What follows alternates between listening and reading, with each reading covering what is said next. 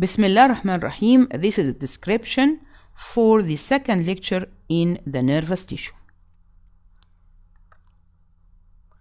Our objectives are definition of synapse, classification of synapse by two ways, and the description of the three components of the synapse, description of the structure of the nerve fiber and its classification, description of the structure of the peripheral nerve.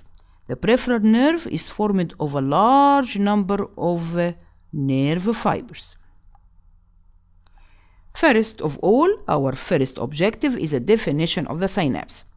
By definition of the synapse, it is a functional contact. It's a contact which is not cytoplasmic. It's a functional contact between two neurons or neuron and effector cell.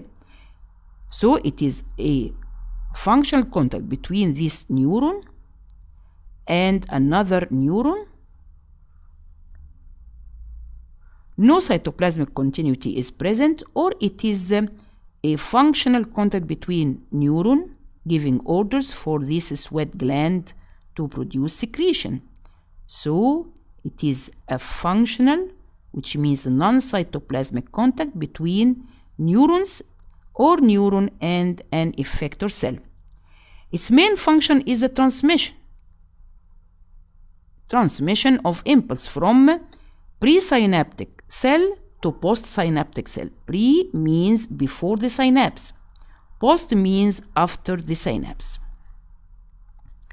Second, the classification of the synapse. We have two ways for classification. According to the method by which the impulse is transmitted, we have chemical synapse and electric synapse.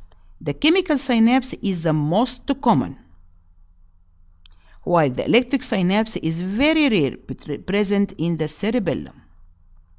The chemical synapse, the impulse is transmitted in the form of a chemical material passing through the synapse, from the presynaptic cell to the postsynaptic cell. While the electrical synapse, here the signal passes in the form of passage of ions from the presynaptic to postsynaptic through gap junctions. Here this is the chemical synapse, where this the presynaptic cell, and this is the postsynaptic cell. Here the chemical material, this nerve impulse, will reach the terminal end of the presynaptic, will lead to the release of this chemical material present here in the synaptic cleft or synaptic gap. And this chemical material will pass to receptors in the postsynaptic membrane, and this will cause initiation of a new nerve impulse in here. So we have here chemical material passing through the synapse. But in case of the electric synapse, which is very rare, and actually as an example it is present in the cerebellum, here we have the nerve impulse when arrives to the terminal part of the presynaptic neuron. It will cause the passage of ions, and these ions will pass through the gap junctions between the two neurons or the two cells. Here actually the two neurons, but no chemicals will pass through the synaptic cliffs. It is through the passage here of the impulse through the passage of ions in the gap junctions between the two neurons. The second way of classification is according to the site of contact of the axon. We have axosomatic, where the axon comes in contact with the pericardium or the cell body. Axodendritic, where the axon comes in contact with the dendrite. Axoaxonic, where the axon comes in contact with the axon. Let's see these examples. Here it is the this is the axon of the presynaptic, and this is the pericardium or the cell body of the postsynaptic. So it is called axosomatic. Soma means body. So it is contact between the axon of presynaptic and the body of the postsynaptic. Then we have axodendritic. So from its name, it's very easy to predict. It is a contact between the axon of the presynaptic with the dendritic spine, which is a projection on the dendrites of the neuron. So it is an axodendritic synapse. Here we have axonic. This is an axon between the axon terminal of the presynaptic with the axon terminal of the postsynaptic neuron. So we have two ways of classification. Classification according to the method of transmission of the nerve impulse, either chemical or electric. And then we have a classification according to the contact of the axon with the postsynaptic. It is axosomatic, axodendritic, and axoaxonic. The third objective here, it is the structure of the synapse. The synapse is formed of three components. It has three components. We have the presynaptic membrane, and we have a gap between the presynaptic neuron and postsynaptic, and then we have the postsynaptic membrane. So we have three components.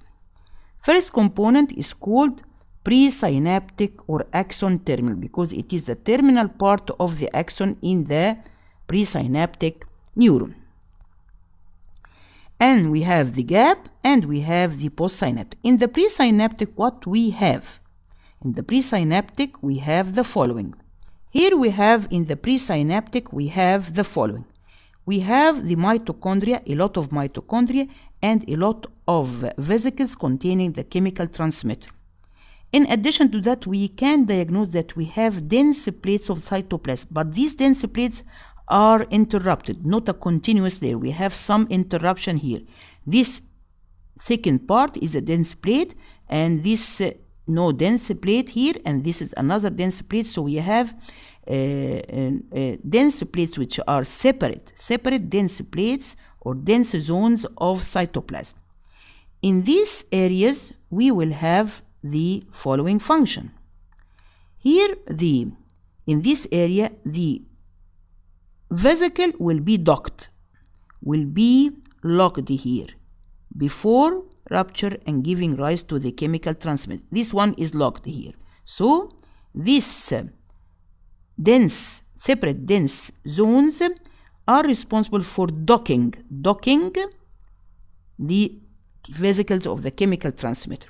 And at this area, the release of the neurotransmitter takes place. So in these areas of separate zones of dense cytoplasm, we have docking. Docking معناها إنها will be locked here. These vesicles of chemical transmitter will be locked here till the rupture takes place and the release of the chemical material through the gap of the synapse. Of course, this is a description of the chemical synapse. Then we have what? Then we have the synaptic cleft. Synaptic cleft is the space between the pre and the post, this area. You should remember what is the thickness of, what's the width of this area. It is from 20 to 30 nanometer. Take care of the numbers present here in this chapter. We have here in this lecture, we have this first number we have from 20 to 30 nanometer, which is the width of the synaptic cleft.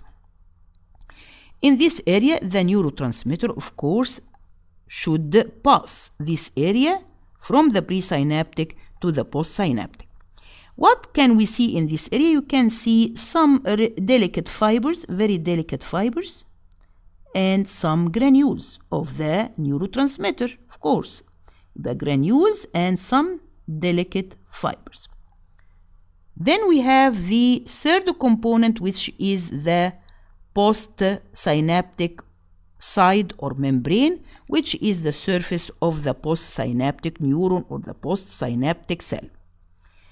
Here we have in this area a very important structure. We have receptors. In this area we have the receptors that will be attached to the chemical transmitter released in the gap. In addition to that, it shows a continuous layer, not interrupted, continuous layer of dense cytoplasm, this black area which I am shading now with red.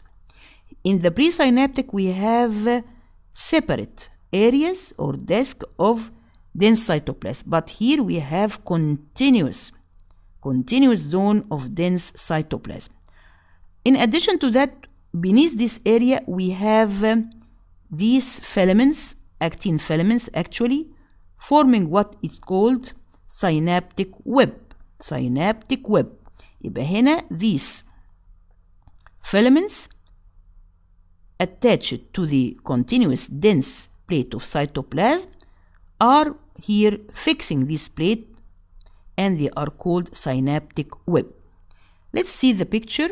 Here we have the postsynaptic membrane. This is the postsynaptic membrane. These are the receptors here, the receptors for the chemical transmitter which is present in the synaptic cleft.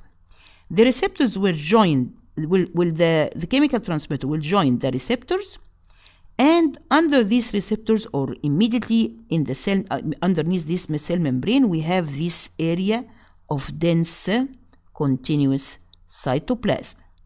It is formed of what? It is formed of interlinked proteins, proteins which are joined together, linking each other. As you see, proteins interlinked. What is the function of this dense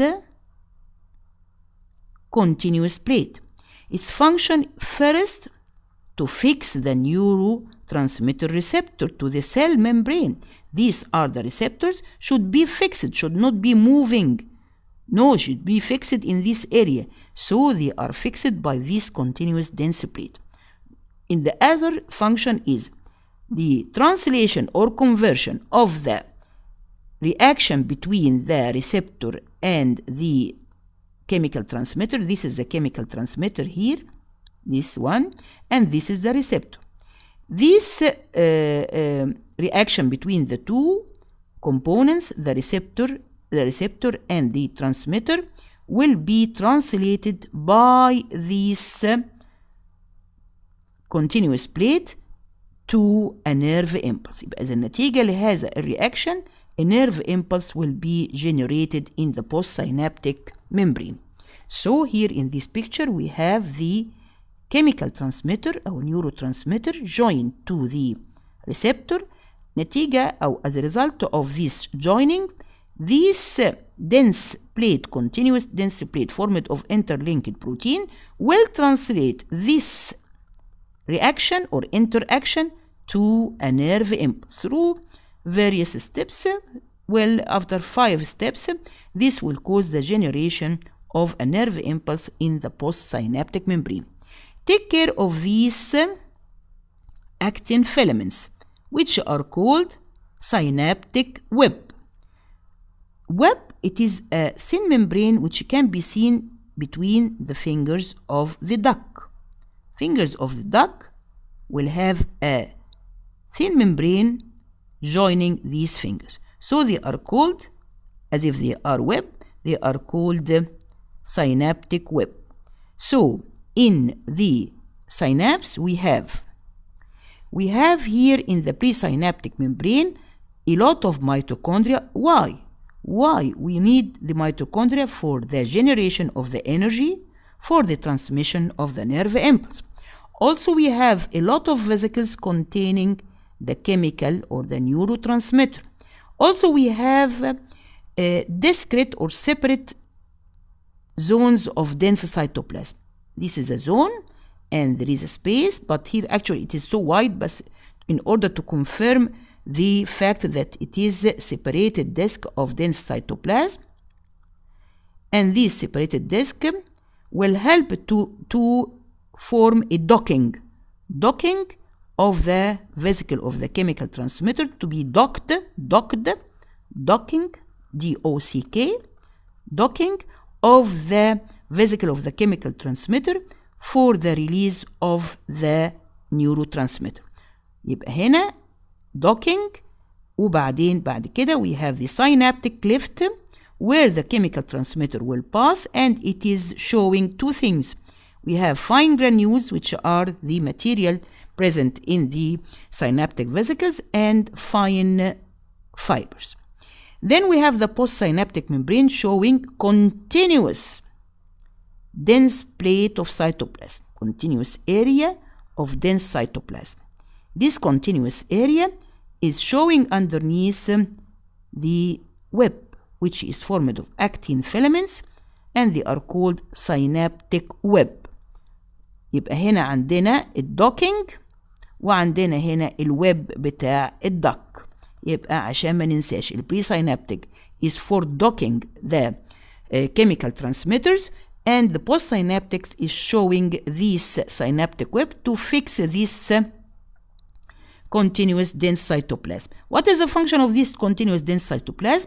It fixes the receptors, and also it translates the reaction between the chemical transmitter and the receptor into a nerve impulse.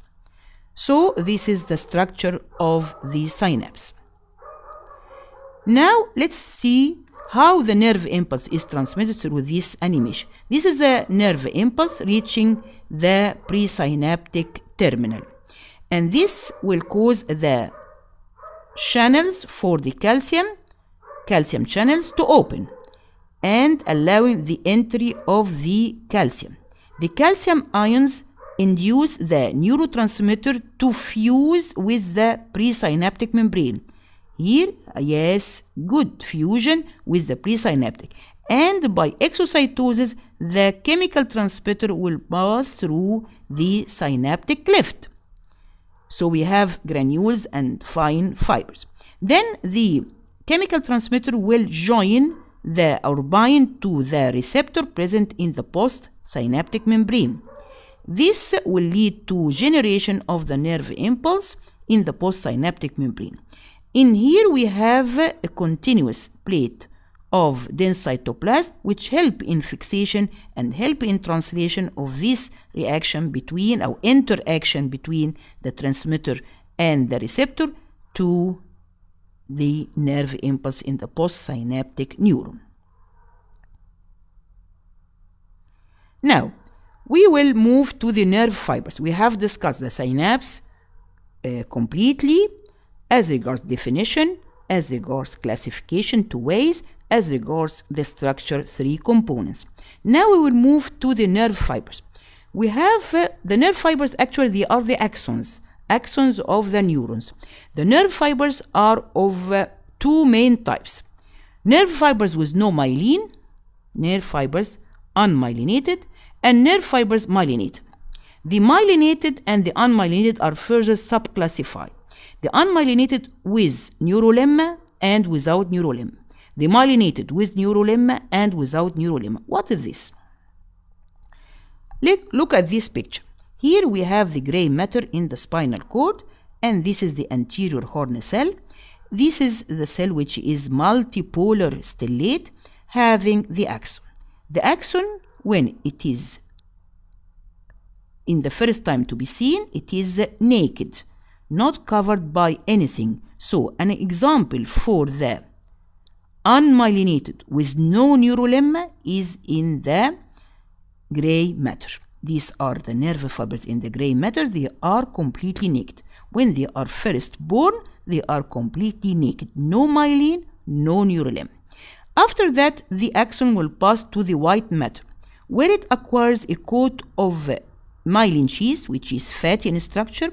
This myelin sheath actually is formed by a cell other than the neurolemmal cell that will be taken in the same lecture today.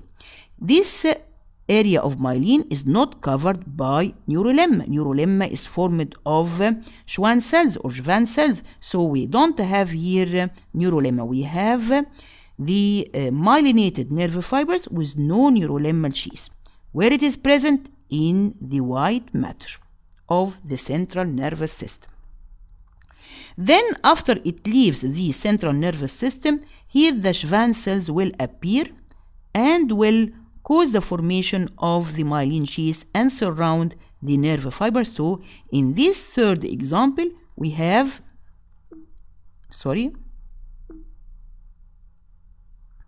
In this third example, we have the nerve fibers which are myelinated and with neurolemmal sheath.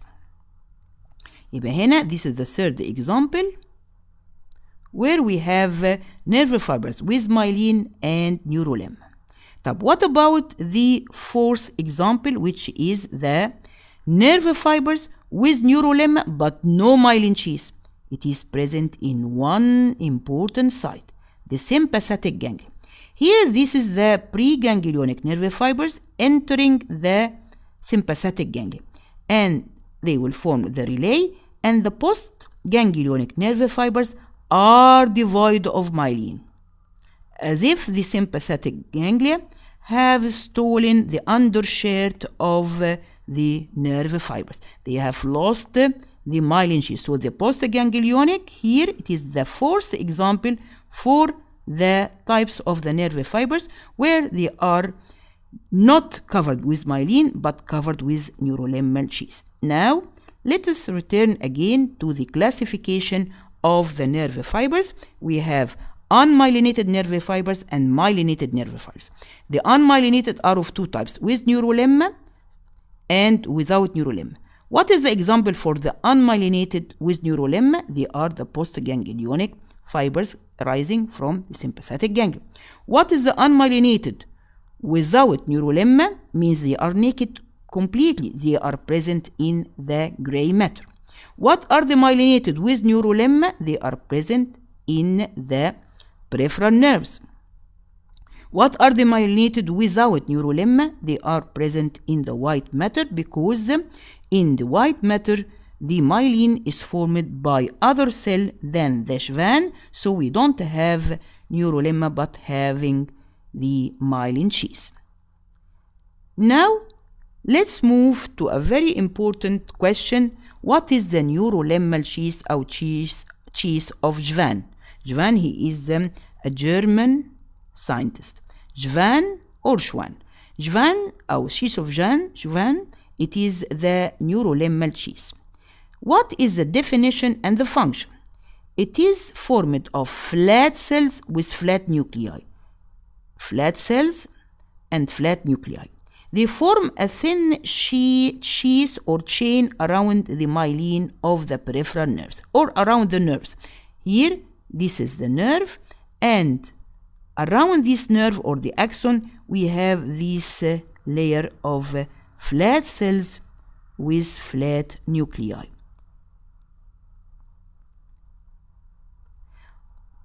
What are the functions? Functions number one, they are responsible for formation of the myelin sheath. Where? In every site? No, only in the peripheral nerves, because the central nervous system, there is another cell which will form the myelin. Number two, it is responsible for the electric insulation. طبقة عزلة, electric insulation over the peripheral nerves or the nerve fibers. So it is the function of the neurolemmal sheath is the production of electric insulation. Number three, which is very important, it is responsible for the regeneration of the peripheral nerves after injury or trauma. Let's now see these functions more clearly. First of all, they are flat cells with flat nuclei surrounding the axon, which is a nerve fiber. يبقى الأكسون هو معناها النيرف fiber. And these cells will form the myelin sheath in case of the peripheral nerves only. يعني في peripheral nervous system. But in the central nervous system, the myelin is formed by another cell. Also, if an injury takes place in the peripheral nerve, like this area, regeneration will take place. After this is the degeneration. After the degeneration takes place, it is followed by regeneration. Why? Because here the neurolemma here will continue to grow to form a tube in which the growing axon will pass and regenerate. So without this tube, no generation will take place. يبقى هنا, what are the functions of the neurolemma? The functions are: number one, formation of the myelin. Number 2, electric insulation. Number 3, regeneration. So we have to study 3 words: myelin, insulation, regeneration. And of course, you know that the myelinated fibers have a rapid speed of nerve conduction compared to the unmyelinated. Number 2, insulation. Number 3, regeneration. Now, let's move to another point, which is the myelin sheath. We will comment on 6 points: how it is formed, or what is the cell responsible for the formation of this myelin in the peripheral nervous system and in the central nervous system. What is the structure of this myelin? How it appears in the light microscope, how it appears in the electron microscope. What are the functions of the myelin sheath? What are the stages of formation of myelin sheath in the peripheral nervous system only. We will not comment on the stages in the central nervous system. Here we have the point of the formation of this myelin sheath. This myelin sheath is formed by 2 types of cells. We have the cell which form the myelin inside the central nervous system. Here we have the myelin in the central nervous system is formed in the white matter. The cell which form this myelin is called oligodendroglיה. Oligo means few. Dendro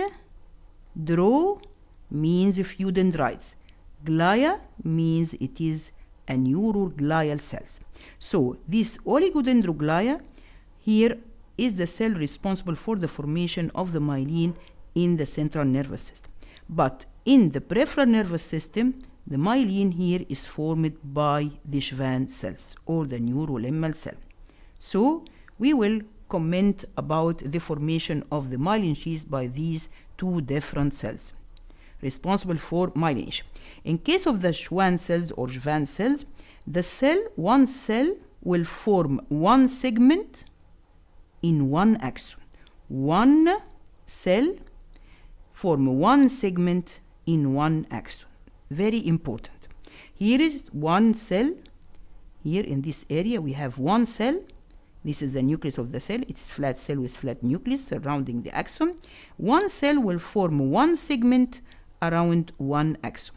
Here is segment, segment, segment.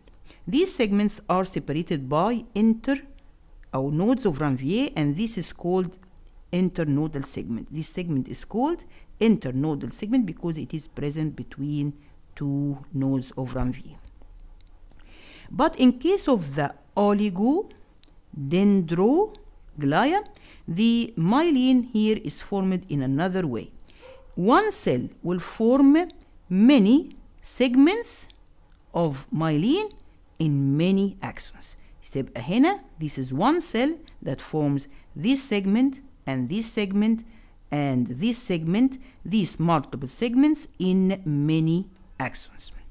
How many of the axons? They will reach from 10 to 60 axons. 60 axons, a large number of course.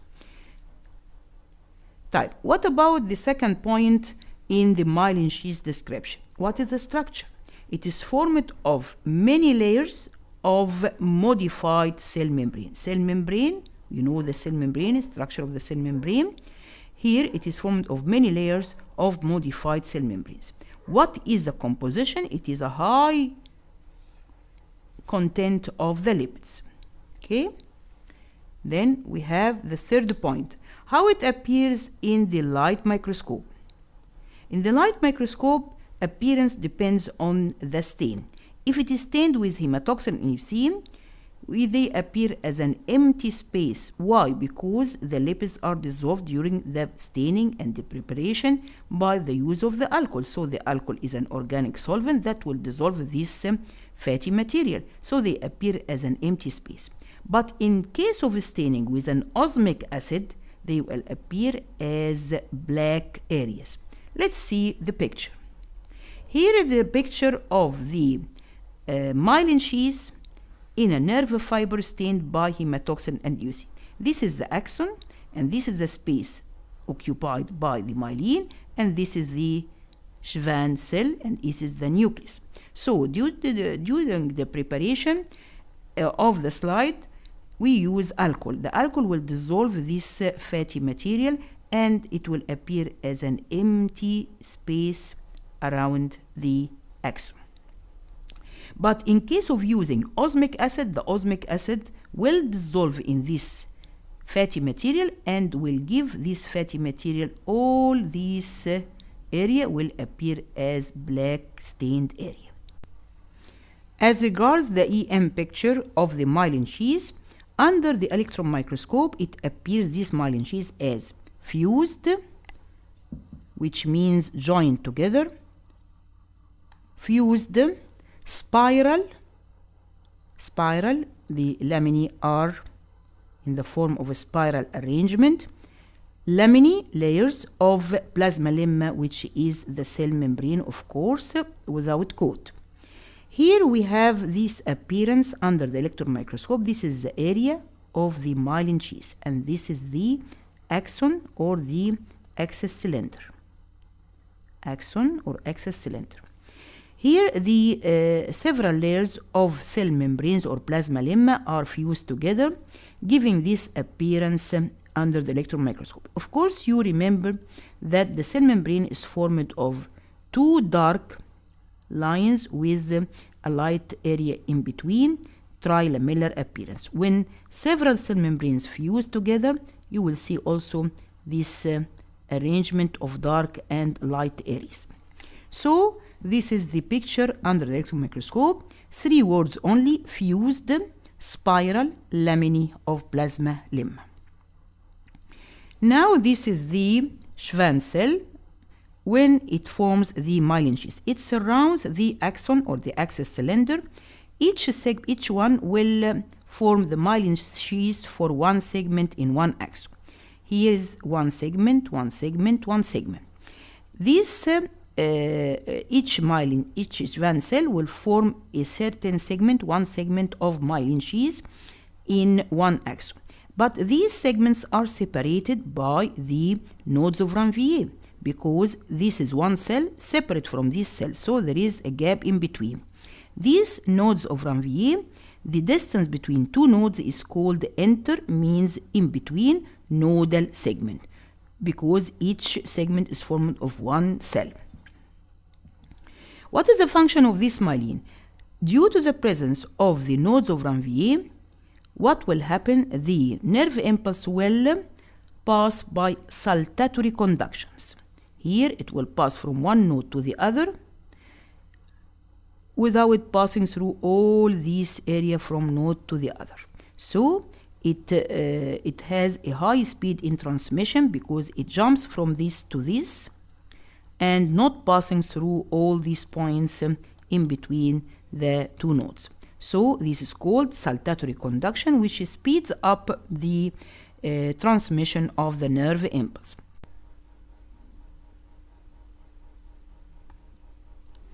In this animation, you will see how the Schwann cell will form a wrapping around the axon. These are the several layers of a process originating from the Schwann cell that will fuse together to form the myelin sheath. Notice that the layers are spirally arranged, not covering each other. There is some gap between them in the level. Here, this is above, this is lower, and this much lower. So it is a spiral arrangement. Again, you will see it again, how the Schwann cell wraps around the axon. Take care that the cytoplasm is squeezed to the outside towards the nucleus, so that the cell membranes will fuse together. Much squeezing of the cytoplasm so that all of the cytoplasm will surround the nucleus on the surface. And this will lead to the fusion of the cell membranes in these several turns. These are not completely covering each other because they are spirally arranged. Now, this is the stages by which the myelin sheath is formed. This is the axon very near to the Schwann cell. First of all, there is invagination of the axon inside the Schwann cell. And then one turn or one cover will appear. It will be completely covered by the Schwann cell. Then there will be another processes here projecting and forming several turns around this axon, with squeezing the cytoplasm to the periphery. Here the cell membranes are very close to each other, so they fuse with each other in a spiral arrangement, and this will lead to the formation of the myelin sheath. Again, these are the several layers of the cell membranes formed by the Schwann that wraps the axon in a spiral manner. And why they are fused? Because the cytoplasm is squeezed to the outside around the nucleus and to the outside of this axon in the periphery of the Schwann cell, and the several turns are fused together forming the myelin sheath. And this is the appearance under electron microscope. These are the fused plasma lemma. They appear darkly stained, and if you have a higher magnification, you will see they are dark lines alternating with light lines, because the cell membrane has a trilamellar appearance, too dark with light in between. Several cell membranes were fused, so they will have several dark and light areas. And this is the nucleus of the Schwann cell on the surface of the myelin, which surrounds the axon in the center. Here, this is the picture that will show you that we have alternating electron dense with electron light. These are the fused spiral lamellae of the plasma lemma. You can see here in the center is the axon. In the axon you can see mitochondria, microtubules, and the neurofilaments here can be seen inside the axon. These are the appearance of the several fused spiral lamellae of the plasma lemma forming the myelin sheath. Now, what are the stages of the myelin sheath formation? First of all, invagination of the axon inside the Schwann cell. This is the invagination. Then a single turn is formed. One turn is formed. Here, one turn is formed. And then several turns are formed, wrapping. We have a wrapping in a spiral arrangement. Then we have compaction of the turns. The compaction means the squeezing of the cytoplasm towards the nucleus or towards the periphery of the cell. Due to this compaction of the turns, fusion will take place between the several layers of these wrappings. Now, the last point is the components. What are the components of the peripheral nervous system? The peripheral nervous system is formed of three components. First, receptors. Second, nerves or peripheral nerves. We have the peripheral nerves, we have the spinal nerves, we have cranial nerves. These are the peripheral nerves belonging to the peripheral nervous system. And also we have ganglia, which are collection of nerve cells outside the central nervous system. So we have three components for the peripheral nervous system: receptors, peripheral nerves, and ganglia. Now we will describe the structure of any peripheral nerve.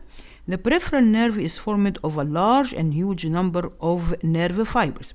Nerve fiber is the axon with the myelin and neurolemma, or without one or both of them. So this is the nerve fibers. Here we have myelinated nerve fibers with neurolemma. This is the peripheral spinal nerves, and these are present inside a connective tissue sheath, but they have a certain arrangement. All of the nerve, all of it is covered by a very dense connective tissue for protection. This connective tissue is called epineurium. Epi means above.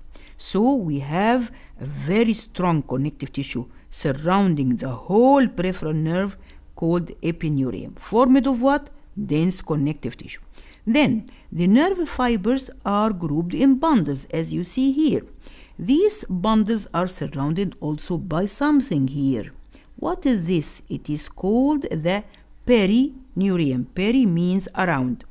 This perineurium is formed of cells like the epithelium. They are not formed of the typical connective tissue. They are formed of epithelial-like cells which are tightly joined by tight junctions, and they act as a barrier to protect these nerve fibers from any harmful material that may come to them through the blood vessels. Then, after that, inside the bundle, each bundle inside it, we have, of course, these nerve fibers, and in between, I have a very delicate connective tissue. This connective tissue is called endo, means inside, endoneurium, formed of reticular fibers, and these fibers are formed by the Schwann cells. Schwann cells are present on the surface here of these nerve fibers. So this is the structure of the peripheral nerve. It is one of the slides in your practical lab, and actually the peripheral nerve may be stained by hematoxin and eosine or by the osmic acid. Again, to revise, the peripheral nerve as a whole, it is covered by epineurium, formed of a dense connective tissue, collagen fibers, elastic fibers, some blood capillaries. And after that, the nerve fibers are grouped in bundles. This is one bundle only, but we have more and more bundles. Each bundle is surrounded by the perineurium, formed of epithelial-like cells, tightly joined by tight junctions, and they form a barrier to protect the very precious nerve fibers inside. Then, inside this bundle, each bundle has inside it a large number of nerve fibers. Nerve fibers, what is a nerve fiber? It is the axon with the myelin and neurolemma. They are present inside, and between them, I have these delicate reticular fibers formed by the Schwann cell. They are called endoneurium. Now, this is the picture of the slide of the peripheral nerve cut transversely and stained with hematoxylin and eosine. As you see, this is a dense connective tissue. What is the name of this dense connective tissue surrounding the whole nerve? It is called perineurium. No, it is called epineurium. This is a mistake here. It is called epineurium. Epi means above the nerve as a whole. It is called epineurium. So this is wrong label. It is epineurium. And then the nerve fibers are present in bundles. This is 1, 2, 3, 4, 5. These bundles are surrounded by a epithelial tissue or epithelial-like cells tightly joined by tight junctions, and they are called perineurium. They form a barrier to protect the nerve fibers. And inside the bundle, I have, of course, the nerve fibers, the axon, the myelin, the Schwann, and in between them, I have reticular fibers formed by the Schwann. These fibers are called endoneurium. So we have epineurium. I should correct it on the drawing here. It is called epineurium. يبقى هنا the epi means above. Epineurium, and this is perineurium around. This is endoneurium inside. Take care. Then this is the picture when it is stained by the osmic acid. In this case, I will not see except the myelin sheaths. Here I can see the epineurium, but actually it is stained non-specifically. يعني غصب عنه هياخد some color. It is non-specific stain here. It should take some color, but it is not specific for it. This is the epineurium, and this is the perineurium. And here we have the endoneurium. And what are these? They are the myelin sheaths of the nerve fibers. And what is this empty space? It is the space was occupied by the axon. And of course, you cannot see the Schwann cells because they are not stained by the osmic acid. Thank you very much.